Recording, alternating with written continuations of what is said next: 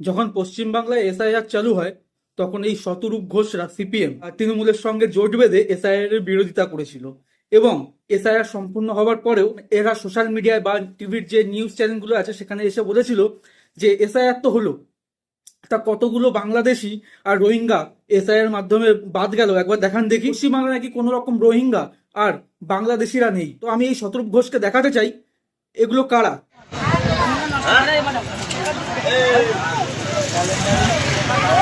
রায়পথে এসেছিলাম, আমরা গণেশপুর মেটোপাড়ায় থাকি।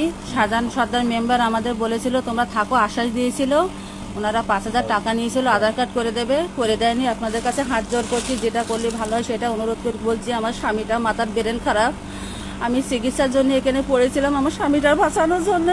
আপনারা সহযোগিতা করবেন, আমার দেশে বাচ্চাদের কাছে পাঠাবার সুযোগ করে দেবেন। শাহজাহানটাকে শাহজাহান মল্লিকপুরি, গণেশপুর মেটোপাড়ায় উনি মেম্বার, উনি কংগ্রেসের মেম্বার, তৃণমূল কংগ্রেসের মেম্বার।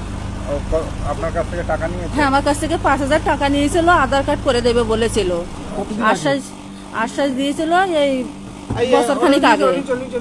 আপনার বাড়ি কোথায়, কোন জেলায়? আমার এই মল্লিকপুরে, আমার দেশের বাড়ি হচ্ছে যশোর জেলা মনিরামপুর থানা চালুহাটি গ্রাম। কতদিন আগে এসেছিলেন? আমি 2 বছর এসেছি। এই যে লোকগুলো বার হচ্ছে, দেশ ছেড়ে ছেড়ে পালাচ্ছে, এরা কারা? এরা কি আপনার ফুপার মেয়ে না ফুপা?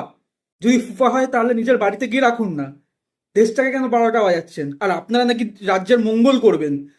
যারা সামান্য এইটুকু জানে না এই রাজ্যে রোহিঙ্গা আছে কি নেই বা অবৈধ বাংলাদেশিরা আছে কি নেই, তা তারা রাজ্যটাকে কি সামলাবে সেটা সাধারণ পাবলিক এমনিতেই বুঝতে পারছে। তোমরা যারা এই ভিডিওটা আমার দেখছো, ভিডিওটা প্রচুর পরিমাণে শেয়ার করো যাতে শতরূপ ঘোষের কাছে এই ভিডিওটা গিয়ে পৌঁছায়। আর আপনাকে প্রশ্ন রইল, শতরূপ ঘোষ এই যারা পালাচ্ছে এরা কারা? উত্তরটা দিয়ে যাবেন।